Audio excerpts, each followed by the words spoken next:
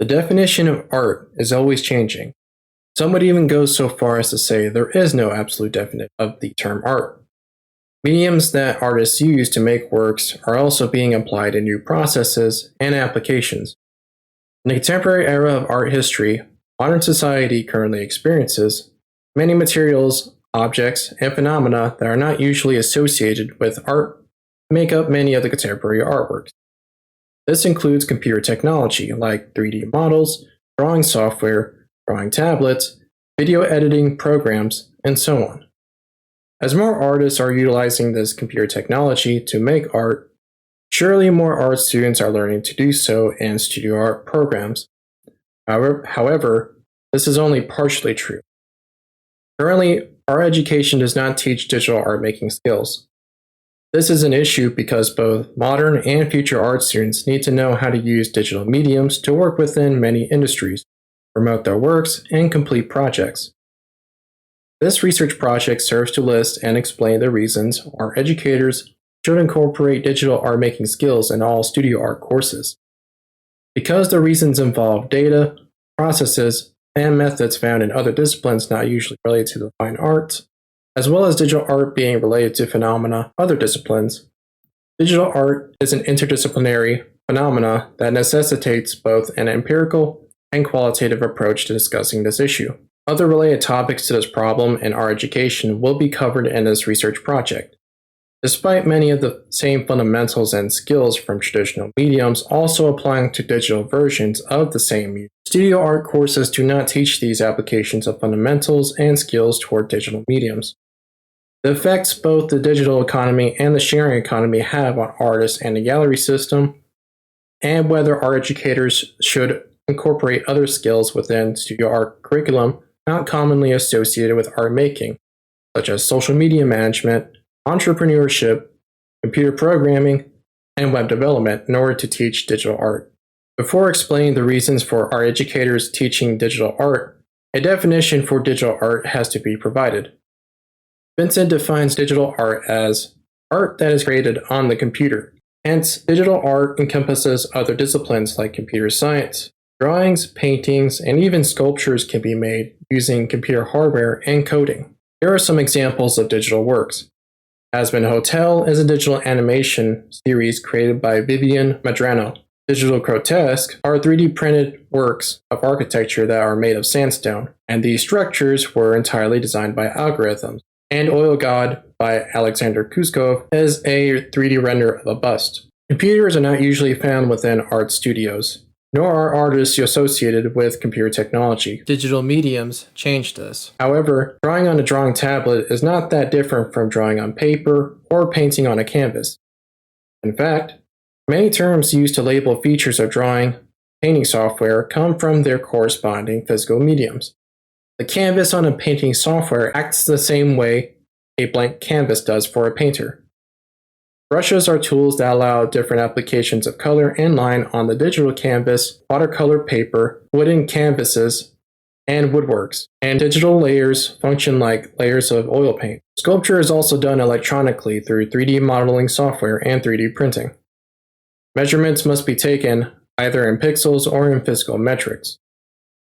Foundations must be established, otherwise the work will not be stable or function properly once printed. Digital art, which is the result of computer programming, is found frequently on the internet, which is also the result of computer programming.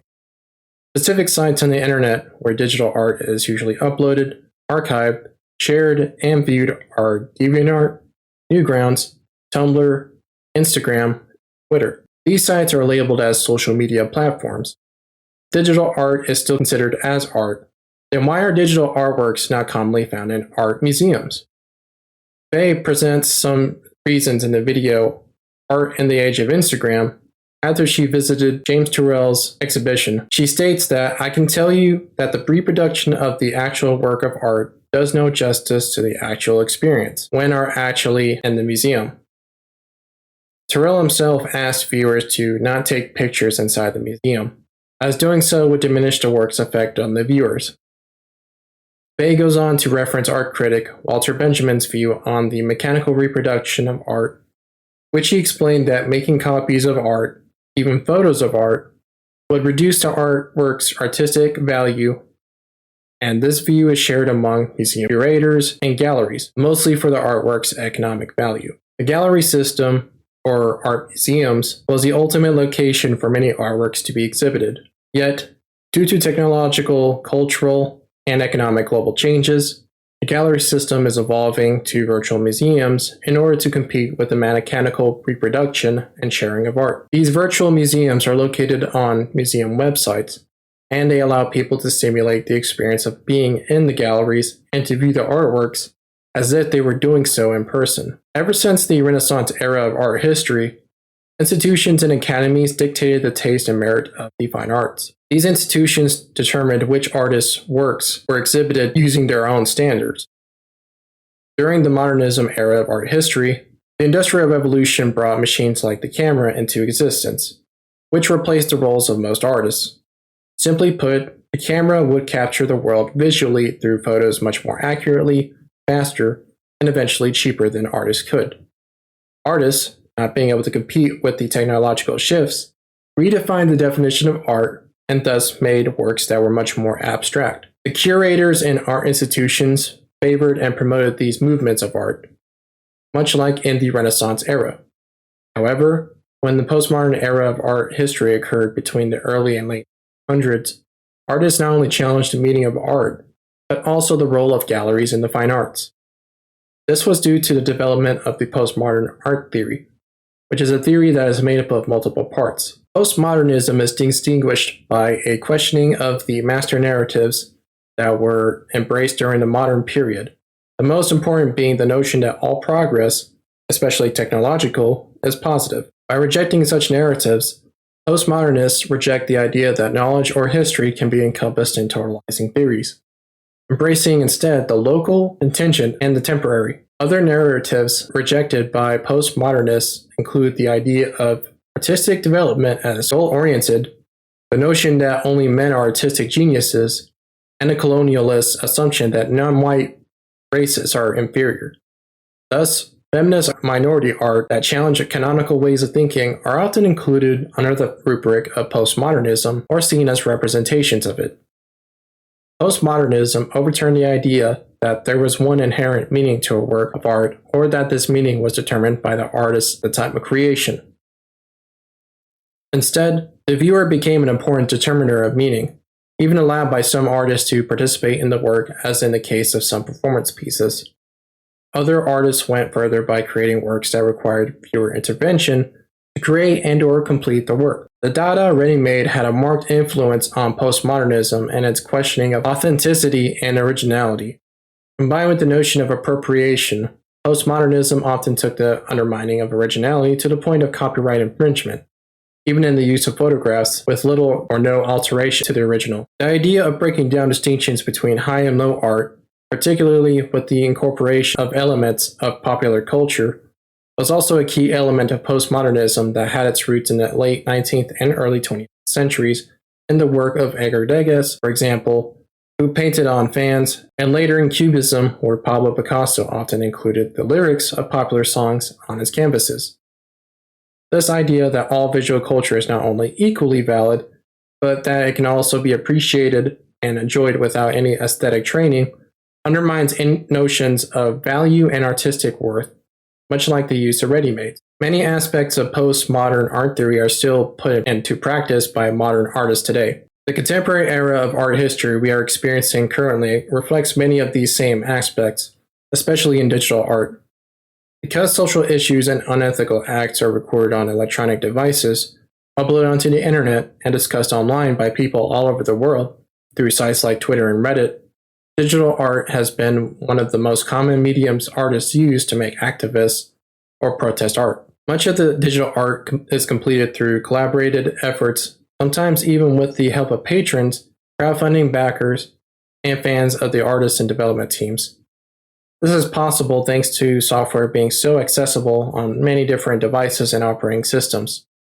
Sites like GitHub and Mega allow for cloud-based file sharing and archiving, instruction on many digital art-making skills, including computer programming, being available for free online, and feedback from the digital artists or development team supporters through comments on social media, online forums, and beta tests. Through these means, people can help their favorite artist, developer, and content creator, whether they be professional or indie. Some examples of digital works that were developed through feedback from backers include Hazbin Hotel, Don't Starve, a video game developed by Clay Entertainment, Minecraft, an indie video game developed by Mojang, and OBS, a video streaming and recording software that was developed by Hugh Bailey and other contributors. Copyright laws is an ongoing issue that digital artists constantly have to deal with because of the nature of digital mediums. All it takes to commit copyright infringement is to copy an image or upload a video from another artist or organization and upload it to a site without asking the original intellectual property owner's permission. Daft Pina, a YouTuber and content critic, has made videos about people who have copied other artists' work illegally. Morgs, a content creator, copied other content creators' video thumbnails and video ideas. Enchanted Portals, a video game being developed by Zyzo Games Studio, has been criticized for being too similar to Cuphead, another video game developed by Studio MDHR, to the point of the public accusing Zyzo Games Studio of plagiarism. This is not exclusive to visual art. Music and audio tracks have long been affected by piracy thanks to sites like Napster and LimeWire, and fan games for popular IPs are commonly punished by publishers like Nintendo. While these issues are the result of outdated versions of copyright laws and the indeterminate scope of the Fair Use Clause, this research project is not about those problems.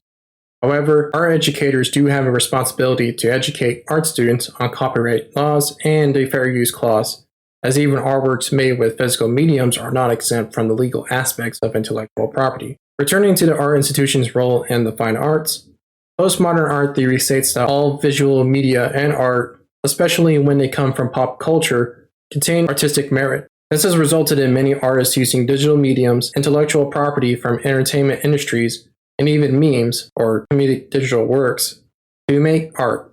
This has led to the acceptance of the video game medium as a form of art. According to Google Trends, from 2004 to 2016, the term video game was used in the Google search engine, with values of interest between 50 and 100 in all categories for web searching. This term has been searched less in the last 4 years, most likely due to the video game medium not being novel. The word meme has been increasingly popular between 2011 and 2020, sitting between values of 50 and 100 since 2016 in all categories searching the web. Art on Google Trends has been continuously becoming less popular for people to use for web searching, having values between 25 and 50 since 2012. Digital art has a parabolic trend in its popularity with Google's web searching in all of its categories. This word had values between 50 and 100 from 2004 to 2009, then values between 25 and 50 from 2009 to 2020, and as of 2020, the value for this term is above 50. Traditional art and physical art have had similar data in the same categories as well. For image searches, these terms had the following data. Video games sat between 50 and 75 from 2008 to 2020. Meme has similar growth as web searching since 2011 up to 2020. Art has values between 50 and 100 from 2008 to 2020. Digital art also has a parabolic trend with its use in the search engine. Traditional art has values between 25 and 100 from 2008 to 2020. Physical art has values between 0 and 75 from 2008 to 2020. For YouTube searches, these terms have the following data. Video game declined in popularity, which has values between 25 and 50 from 2015 to 2020. Meme experienced similar data like in the other searches. Art also has similar data from the other types of searches. Digital art has a linear growth since 2008. Traditional art has values between 0 and 50 since 2008. And physical art has values between 25 and 100 from 2010 to 2017. This data is specifically taken from the US, but data under these same categories and types of searches for these same terms from other nations in the worldwide scope match many of the trends in these states. Although this data does not completely show the public's views on digital and physical mediums, correlations can be made based on the interest displayed by Google Trends. The internet is where most of these digital artworks are located, viewed, experienced, obtained, archived, and shared. Physical museums simply cannot compete with the internet very well because of their physical limitations, like not allowing viewers to touch artworks in fear of damaging or stealing them, having physical artworks be either not easy to make replicas of or doing so would diminish the value of the artworks. Containing many physical artworks that are limited to being in one physical location for a period of time, and some not being able to be transported at all, and having physical artworks be subject to decay and erosion. Since the general public is commonly viewing or experiencing works, especially digital ones, online, less people are willing to go to galleries or other locations like theaters, concerts, and live performances in person to check them out. Edward and Krebs provide some statistics on demographics of museum visitors in France, stating on page 355 that physical visitors represent less than 5%, 27% are virtual users, while 69% are complete consumers. The geographical profile of the users plays a key and quite expected role. A majority of French users are complete visitors, while a majority of foreigners are virtual. Edward and Krebs go on to explain these percentages of demographics. Each segment is characterized by distinct socio-demographics and attitudes about art and culture. Physical visitors include a statistically significant proportion of middle to low social classes, employees and workers, and men. Students are overrepresented among virtual users and are, of course, younger. Most of them are foreigners living in developed countries. North America is overrepresented. In contrast, complete visitors include a majority of women, but also older individuals, a noticeable proportion of teachers or retired people, upper classes, highly educated persons, but also professional artists. In other words, complete visitors are very similar to the traditional profile of art museum goers. They also represent the segment which is the most interested in art. 70% claim they have a quite important or very important knowledge about art, and 2/3 state they work or have previously worked in the fields of art, culture, or education. Much of the number of visitors have viewed the artworks on the internet before physically experiencing them in France. The reason why these visitors still go to museums even after seeing the art online is because most of the museum's exhibitions and archived works are made of physical mediums, which allow these visitors to be in the physical presence of such works. In the case of digital art, however, the opposite is true. Most people experience and view digital works online simply because digital art is not usually made with physical mediums. Thus, the digital art does not have a physical presence. Some common methods of converting digital mediums into physical mediums are 3D printing, laser cutting certain materials, and printing 2D works onto different types of paper. If art educators plan on preparing art students for making digital works professionally, they have to understand that the gallery system is not the end goal for digital artworks, but instead the internet. By not teaching artists to make their digital portfolio for professional or personal websites, the artists' digital works will not help develop their careers as artists. The film #ArtOffline revolves around these facts. Antonia Hirsch and Mohamed Salemi in the film state that the experience of physical works cannot be replicated through digital images or models of the same works on the internet. Although this is true, digital works also have experiences that physical works cannot replicate, such as the viewer having the ability to interact with the digital works without destroying or damaging them, due to the original files and coding for these digital works being preserved by the original creators. Also, because 3D printers, electronic printers for 2D works, AI technology, and art-making software are becoming more accessible and used, physical artworks will eventually become as easy to replicate and redistribute as digital artworks. The exceptions to this are physical works made of scarce, very expensive, and time-consuming materials, such as precious metals and stones, or the scale of the physical artworks, such as the earthworks made by many of the land artists during the 1970s and 1980s. Most artists, though, typically use common materials like oil paint, wood, stone, paper, etc., so therefore most people will have access to these materials and replicate whatever artworks they are made with. Hence, in the future, physical artworks will not provide the experience that Hirsch and Salemi describe as commonly as they do in the present. When that time comes, viewing physical artworks in person may not be as appealing or as common for many people. Nicholas Sassoon in #ArtOffline states his reasons for making digital works and uploading them to the internet. He uses the term immersiveness to describe the experience he wants viewers to have when looking at his digital artworks. This is a term commonly used among digital mediums, especially with video games and virtual reality. Merriam-Webster defines immersive as to plunge into something that surrounds or covers. which is not a term that many artists who work with physical mediums use, but probably imply when discussing the experience of viewing an artwork in person. Salome, Sylvester, and Bancroft commented on the change in values for people viewing art, saying that digital natives are more interested in just getting the basic idea of the art rather than the fully understanding the work through all of the viewer's senses and spatial relationship to the art. While the resolution and scale of the digital representations of the physical artworks does matter, nevertheless, digital natives are not concerned with the actual reality of the art, but instead they value the social experience of being near the art or viewing the art. Digital natives also value making their own interpretations of the art rather than learning the artist's intent and message for the art to have. These changes in values correlates with the changes in museum visitors' behavior that Faye spoke about in the TED Talk video. Values of museum visitors, curators, gallerists, and even artists have changed in response to digital technology, the internet, the sharing economy, and the digital economy.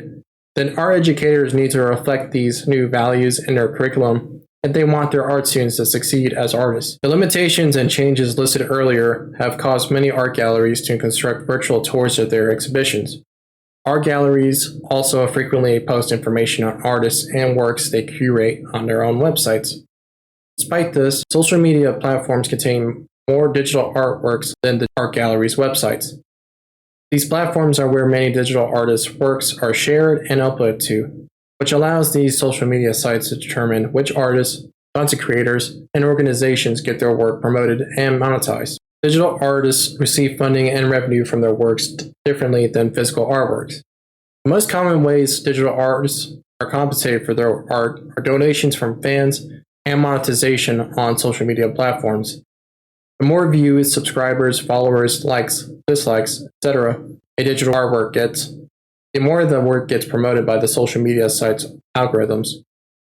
This also means the digital artist receives more ad revenue, sponsorships, and both employment and business opportunities. Other methods of funding projects and getting paid are crowdfunding through sites like Kickstarter, subscriptions from followers on certain sites like Patreon and Twitch, merchandise like Redbubble, and selling works in digital stores such as itch.io, Steam, Spotify, and Gumroad. Before social media and online stores, artists would have to get funding from galleries or local governments to complete projects. Artists also had to work for studios to both get their ideas for projects completed and get paid to use their art-making skills. Basically, artists had to go to an institution or organization to get financial support.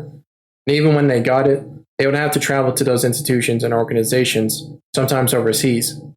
Since Twitter, Patreon, Kickstarter, Twitch, and so on are on the internet, there is no need to travel just to work on a project, nor do digital artists have to be bound by contractual obligations to an organization. As long as the digital artist complies with the terms of service on a social media platform and digital store, they have great freedom and support on the social media platform they post their works on. These methods of obtaining financial support for digital artists are possible because of the sharing economy and the digital economy many nations are experiencing. From the description Hamari et al. Provides, the sharing economy is the peer-to-peer based activity of obtaining, giving, or sharing the access to goods and services coordinated through community-based online services, that is, fueled by developments in information and communications technology, ICT, growing consumer awareness, proliferation of collaborative web communities, as well as social commerce sharing. Digital artworks are not usually labeled as goods, but the making of digital artworks is a service that digital artists provide as well as other services such as designing graphical user interfaces, UIs, website layouts, and textures for 3D models. On the site Business Jargons, the definition for the term digital economy is provided. In simple words, the digital economy is an economy which operates predominantly with the help of digital technology.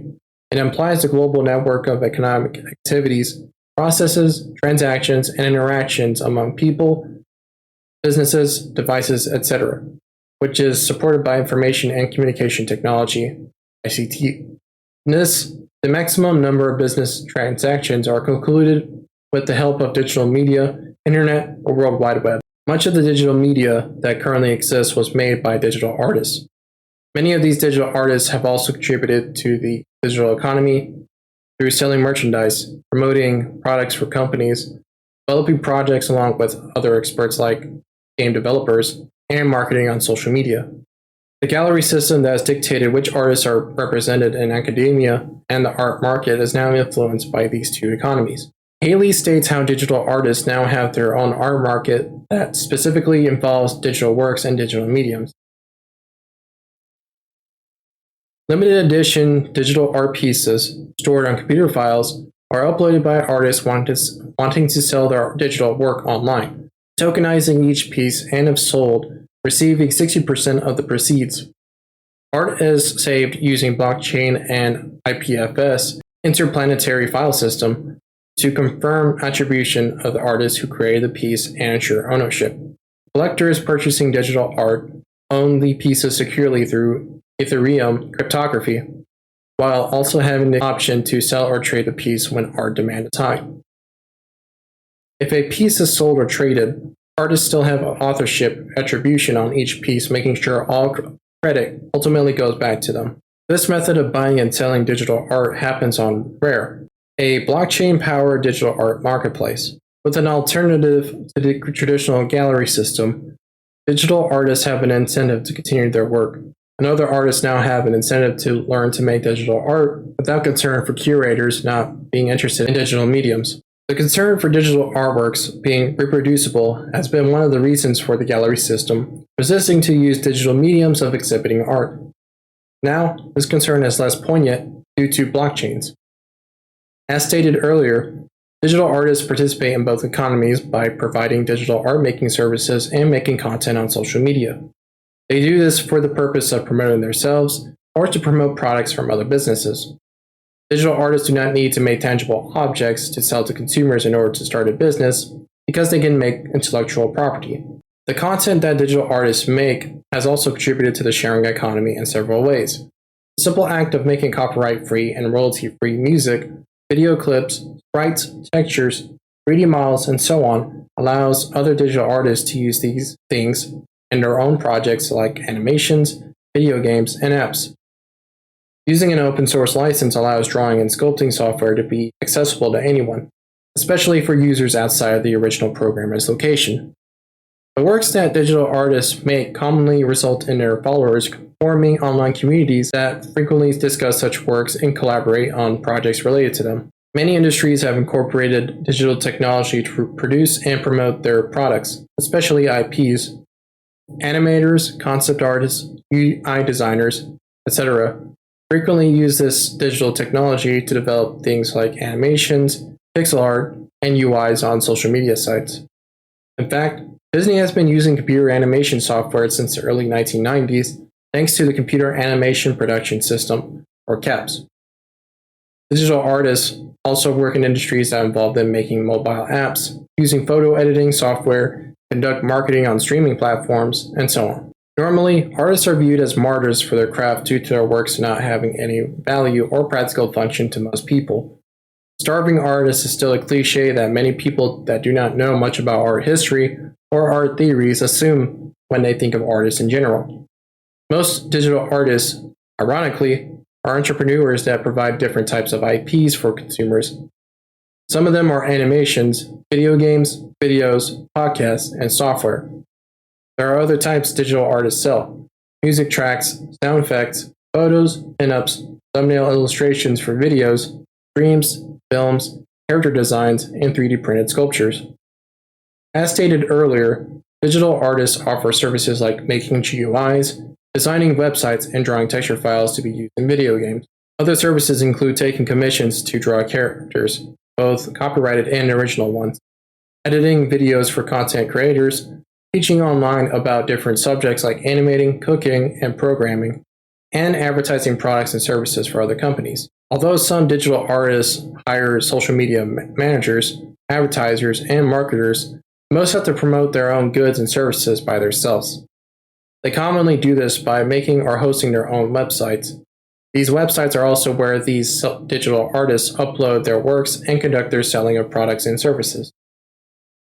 They then use search engine marketing methods like Google Ads as well as social media to make it easy for consumers to find and go to their websites. Social media platforms like Twitter, Facebook, and YouTube are frequently utilized to promote both products and services by digital artists especially their merchandise and commission services.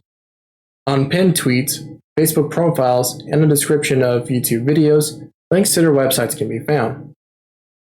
As stated earlier, the algorithms on platforms like these dictates how much attention these digital artists' accounts get, which is why analytics for these social media sites are so important to them. By exploiting these algorithms through hashtags and upload frequency, digital artists can have a higher chance of getting their works and services known by the public, even to people that are not located in the same geographic location as them. As globalization continues to affect people across the world, the internet also continues to be one of the causes for globalization. Thus, many digital artists are in many different parts of the world, and their works have influenced many different people. Although some nations do try to restrict their citizens from having access to certain parts of the internet, like specific social media platforms, digital stores, and servers, nevertheless, the internet and digital art defies physical and political boundaries. One example of a non-American digital artist is Josiah Brooks, or Jazza as he is known on social media. Brooks is from Australia, and his content consists of mostly videos related to teaching others the fundamentals of art making, especially with digital mediums. At the time of the script being developed, Brooks' main YouTube channel, Jazza, has 5.4 million subscribers. Brooks has been making videos teaching people these skills since 2012. His Twitter account has 172,200 followers. Elena Tekek is a freelance illustrator who specializes in children's books, dabbing into game art, and working with top clients like Facebook. Her illustrations have an adorable youthful look. Both appeal to all audiences as her lovely animals and funky characters are easy on the eye and warm to the heart.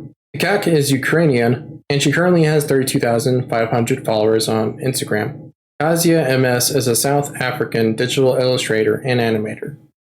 She has 175,900 followers on her Twitter account, and has been uploading her work onto Instagram, Twitter, and YouTube since 2016. For the internet, the methods of learning about foreign artists were through museum exhibitions, art catalogs, and word of mouth. Not only can people search these digital artists on the internet in modern society, but they can also check how many other people know about them through social media analytics. American art educators address social issues like institutional racism and gender inequality. Based on theories like feminist theory and critical race theory, American art educators work on revising art curriculum to suit the needs of oppressed social groups and to solve social issues. Digital art has been used to do so, and much more.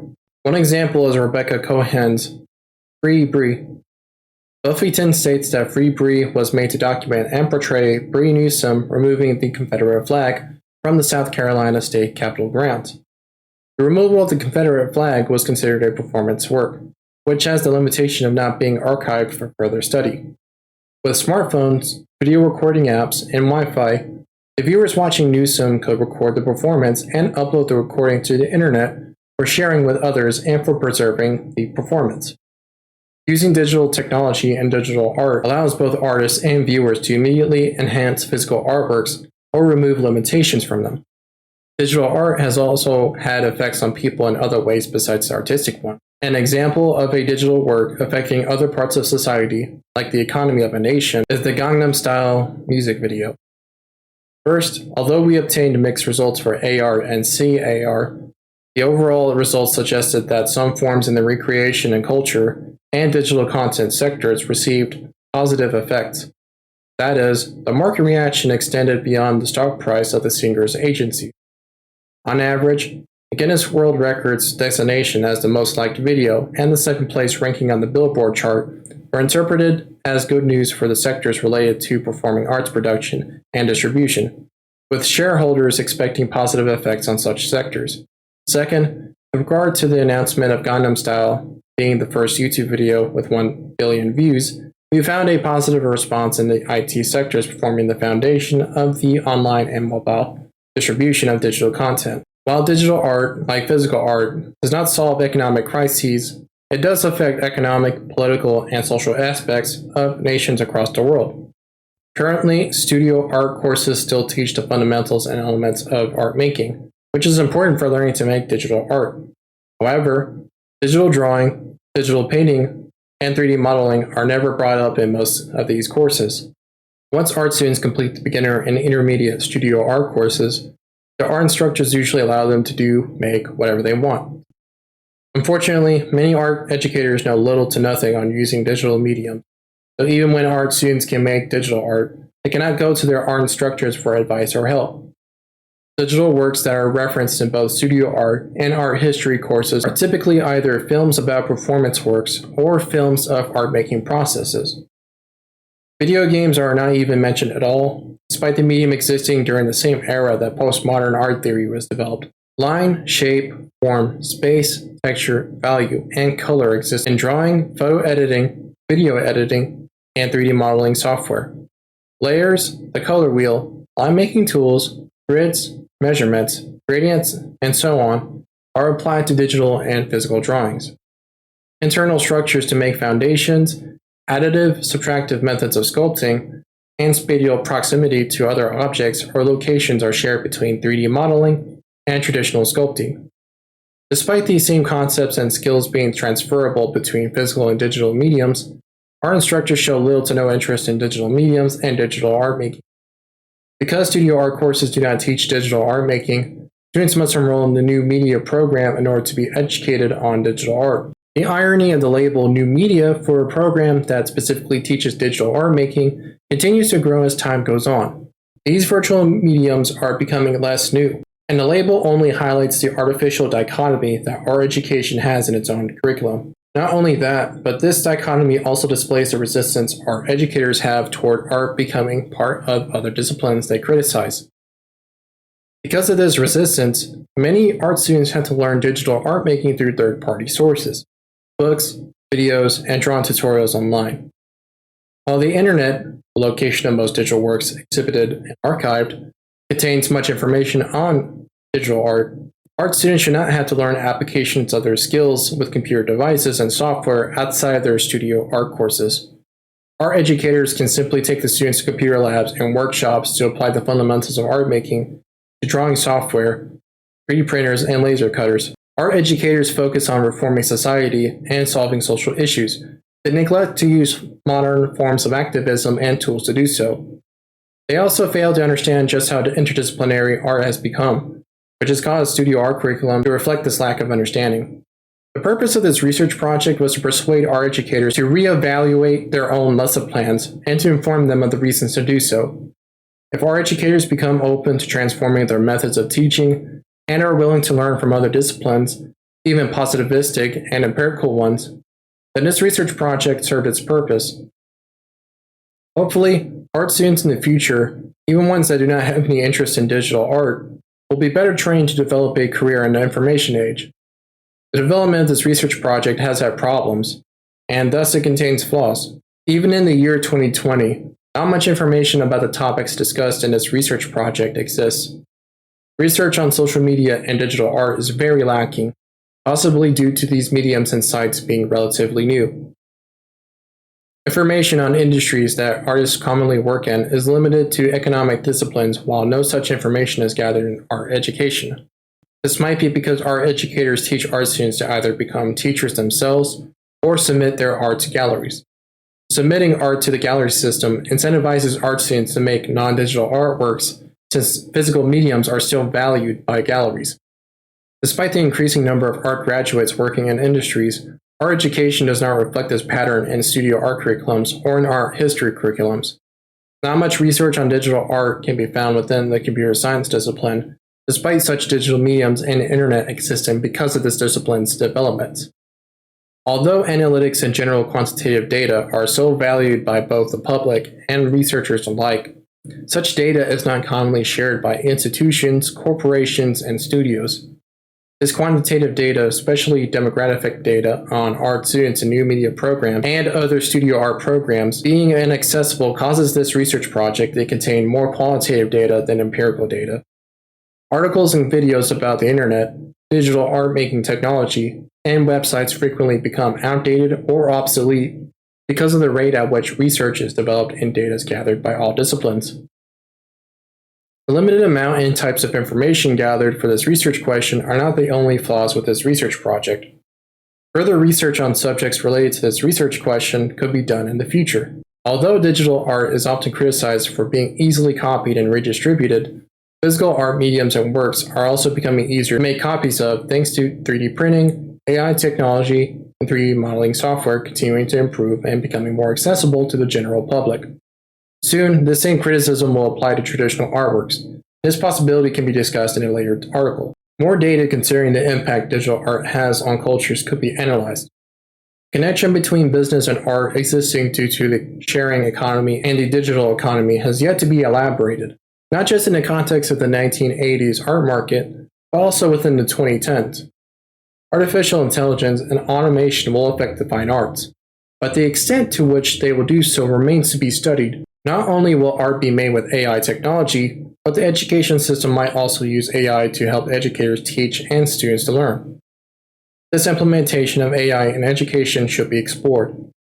These are just a few examples of studies that need to be conducted to meet the scope of digital art. Unfortunately, without such studies, our educators may not be convinced of the changes they need to make to the studio art curriculums. However, if our educators are willing to reform these curriculums, then art students will be trained for the global changes happening in the present and the societal shifts in the future.